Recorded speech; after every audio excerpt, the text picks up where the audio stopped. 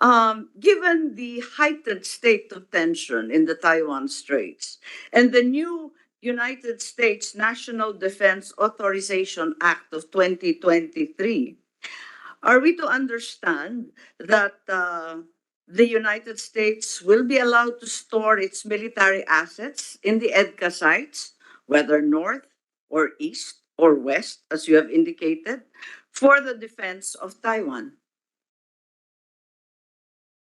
It is very clear in the new law, in the new American law, that a regional contingency stockpile will be established for Taiwan.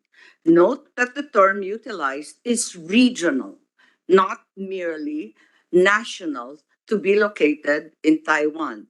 Are we therefore to understand that the United States will preposition said material in the new EDCA sites, at least in accordance with the provisions of the original EDCA?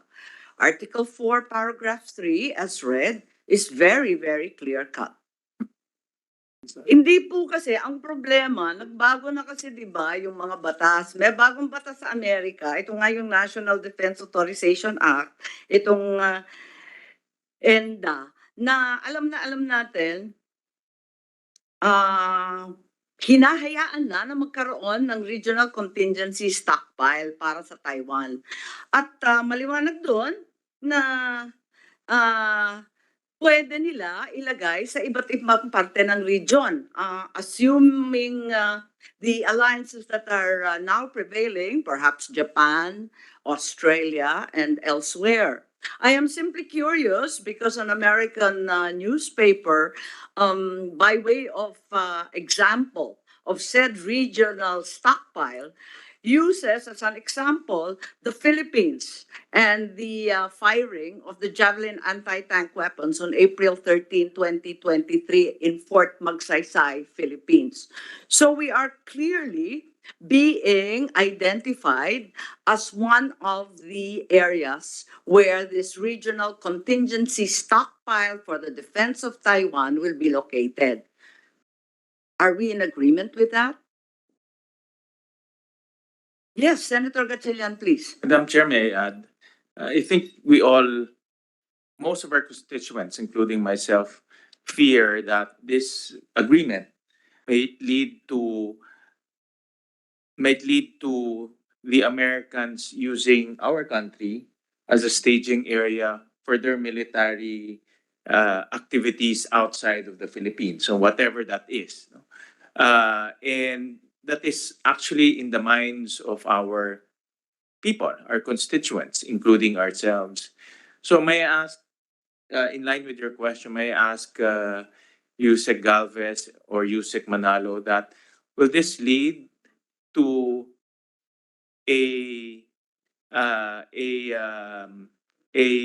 will this lead to something that the Americans let me rephrase my question. Will this lead to the Americans using our country as a staging area, as a jumping point for their military activities outside the purpose of EDCA and outside the purpose of the MTD?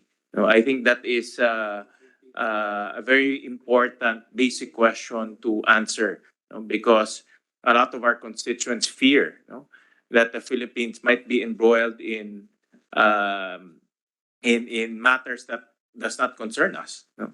And we also fear that the Philippines might be used as a jumping point for military activities outside of what this agreement intends to do. So let me just ask that basic question, Madam Chair. Secretary Manalo, please.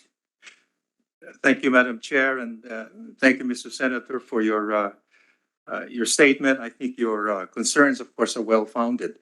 And I have always made it clear, whenever asked about EDCA, for example, that it's clearly, as far as we are concerned, it is not aimed at any third country. It is mainly for the use of the Philippines and in connection with our treaty with the United States. all I would like to add further is that in connection with Madam Chair's point made a bit earlier on paragraph 3 of Article 4, I would just suggest that the implementation of this particular paragraph should be read in conjunction with, for example, paragraph 3 of Article 1, which clearly stipulates where, or would suggest where such material, whatever other assets, would be used. And that would be in conformity with the objectives laid out in paragraph 3 of Article 1. In other words, for security cooperation exercises, joint combined training, humanitarian assistance, and any other activities as may be agreed upon by the parties. So whatever new activity that could arise would have to be subject to agreement by both parties. So I think there's no automatic interpretation to this paragraph under Article 4. It should be read in conjunction with the purposes of the EDCA itself in Article 1.